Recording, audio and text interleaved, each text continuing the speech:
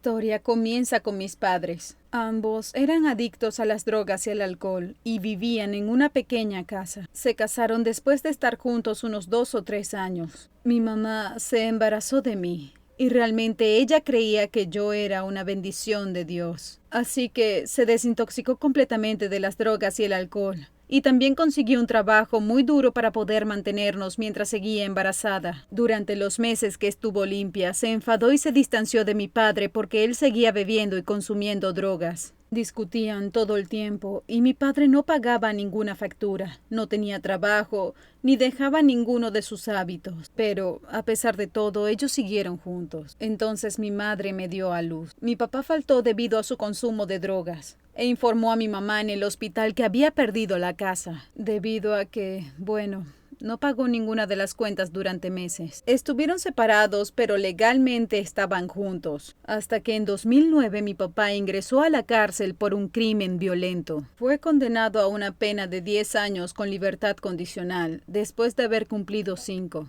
Así que crecí sin él. Estaba casi en el 5.º año cuando fue liberado por buena conducta. Entonces intentó volver a mi vida. Empecé a ir a su casa a veces cuando me lo pedía los fines de semana. Se volvió a casar solo unos días después de salir de la cárcel. Y a mí eso no me gustó. No me gustaba estar cerca de su casa, porque hasta donde yo sabía, mi padre, su mujer y la familia de su mujer eran unos completos extraños para mí. Cuando era una niña que crecía sin él, echaba mucho de menos a mi padre, aunque no lo recordaba en absoluto, y me sentía culpable por verlo como un extraño. Entonces, a lo largo de un periodo de 3 años en la escuela secundaria, mi padre mostró sus verdaderos sentimientos. El primer incidente que me hizo perder mucho el respeto por él fue cuando siguió teniendo problemas con su nueva esposa. Discutían mucho y ambos se decían cosas hirientes. E incluso ella trató de agarrarme para que me quedara en casa cuando discutían. Y mi padre trató de pasar la noche en un hotel conmigo.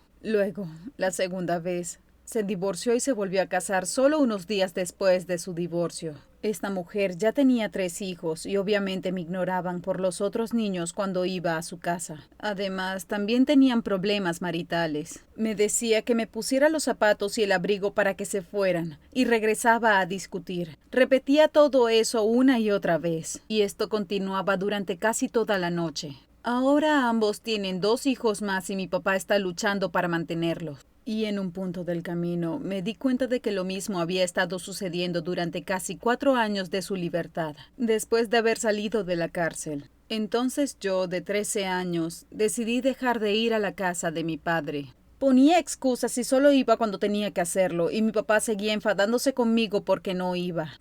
Por eso, ahora, casi un año después de poner excusas para no ir, la próxima vez que me pida que vaya a su casa, voy a decir que no. Y le voy a explicar por qué no voy a ir más nunca a su casa. Porque no ha hecho nada en sus 4 años de libertad. Todavía no he encontrado el valor para decírselo a la cara. Así que deseenme suerte. Vivía en el lado sur de Chicago con mi madre, mi padre, mis 2 hermanas y hermano. Éramos una familia feliz. Caminábamos a la escuela todos los días. Disfrutaba de la escuela aunque a veces me acosaban, pero volvía a casa con mi familia perfecta. O eso creía. Mi papá siempre había sido un padre ideal. Siempre nos divertíamos juntos. Creábamos cosas juntos. Era perfecto hasta que cambió. Un día llegué a casa y él estaba con sus amigos bebiendo y fumando. No sé, me estresé mucho. Este no era el papá que siempre había conocido y amado. Unas semanas después de eso, estaba practicando un juego. Dijo que era de niños, así que vine a mirar. Pero descubrí que no lo era. Habían muchas cosas inapropiadas. Me dijo que no se lo dijera a mamá o me metería en muchos problemas. De modo que mantuve la boca cerrada. Siempre jugaba a ese juego y siempre nos hacía ver a mi hermano y a mí. Un día nos obligó a mi hermano y a mí a bañarnos juntos. Él intentó acercarnos. Yo no lo permití. Este no era el padre que había conocido y amado. Intenté decírselo a mi mamá, pero él llegó primero a ella. Se enteró de lo que estábamos haciendo y me metí en muchos problemas. Unas semanas después me hizo ver cosas que no debía ver y saber cosas que no debía saber. Eso me estresó mucho, me hizo temblar por dentro, me hizo tener miedo e intentó hacerme daño. Cuando mi mamá no estaba, hacía cosas que no debía hacer, cosas que te podrían llevar a la cárcel de por vida. Pero no podía decir nada. No quería meterme en problemas otra vez. Finalmente un día mi padre estaba en el trabajo. Sabía que me iba a atrapar si lo contaba. Me va a atrapar si lo cuento. Seguía pasando una y otra vez en mi cabeza, pero sabía que tenía que contárselo a mi mamá. Entonces fui a verla. Le conté lo que había sucedido. Ella no lo podía creer y se enfrentó a mi padre. Él ni siquiera lo negó, parecía avergonzado. Mi mamá no iba a llamar a la policía, porque mi papá era un abusivo y amenazaba con quitarle a los niños si lo hacía. Así que nos llevó al médico para asegurarse de que estábamos bien.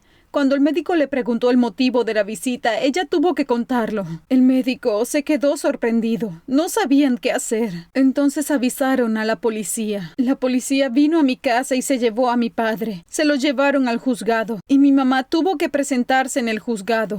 Lo encontraron culpable. Mi mamá tuvo que encontrar un nuevo trabajo y yo tuve que cambiarme de escuela. Pero la vida es mucho mejor ahora. Somos felices todos juntos. Y somos felices porque no nos maltratan. Y nos divertimos juntos. Pero si alguna vez te maltratan, no olvides defenderte. No dejes que nadie siga abusando de ti. Defenderte es lo correcto.